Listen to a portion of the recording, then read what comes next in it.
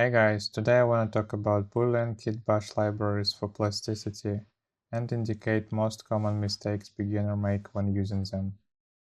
Kitbashes are meant to be time savers when deadlines are tight, but we don't want to compensate that with quality. For something to be cool and believable, details are crucial elements, but we often don't have enough time and stamina to make it all from scratch. That's where kitbashes come to help. We can reuse pre-made parts and focus our time where it matters most. At least that's how it's supposed to work in theory. Now let's take a look at some of the most common mistakes artists make when they first start using kitbashes. Number 1. Applying kitbashes too early during the blockout stage.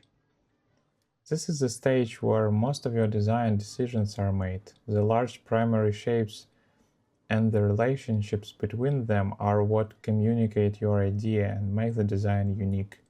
At this point, you should be focused on proportions, silhouette, and overall form, not surface details. Adding details too early can limit your ability to refine the design while it's still evolving. The right time to start adding details is when you're happy with your primary shapes and you're done refining them. If you are working on a commercial project, that green light usually comes when the client approves the blockout and wants to see a more refined version. That's when you can start turning those simple blockout shapes into the actual parts they are meant to represent, and start gradually adding details, at the same time thinking about the relationships of your parts. Number 2.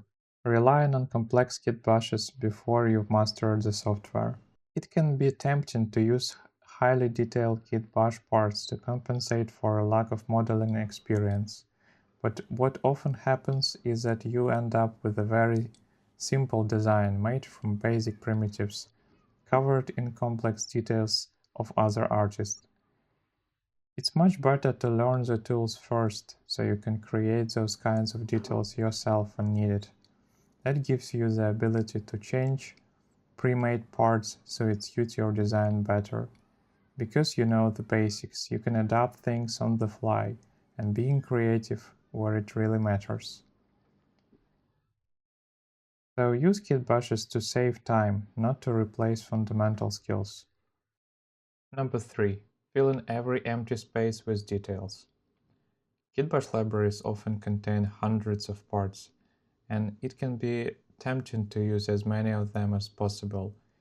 I've been there myself. When I first discovered normal map alphas, I ended up overusing them in many of my older projects. Just because you have a lot of details at your disposal doesn't mean every surface needs them. Leaving some areas clean helps the important details stand out and give the design room to breathe. A good rule of thumb I always use is to keep roughly 30% of the surface detailed and leave the remaining 70 clean.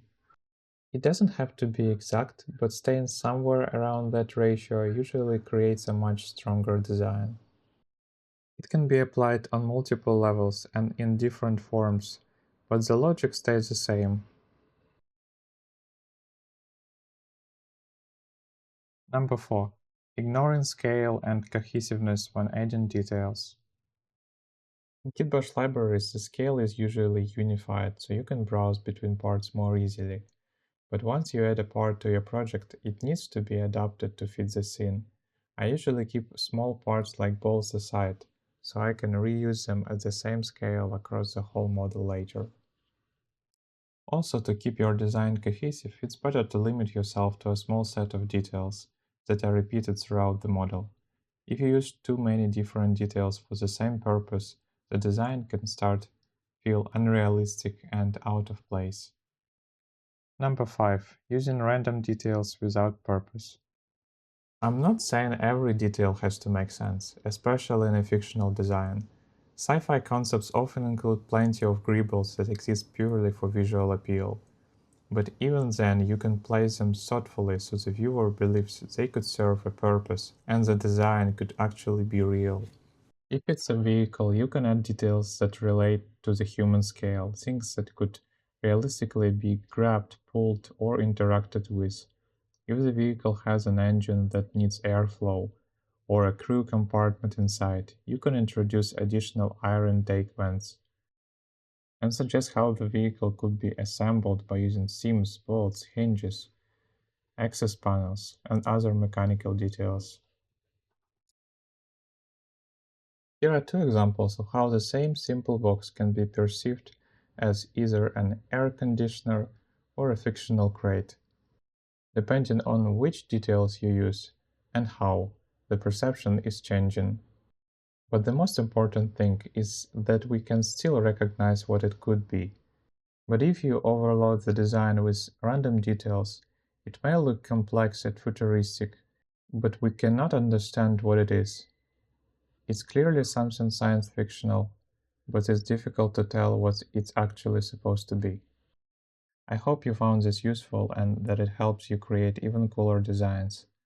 Thanks for watching and take care.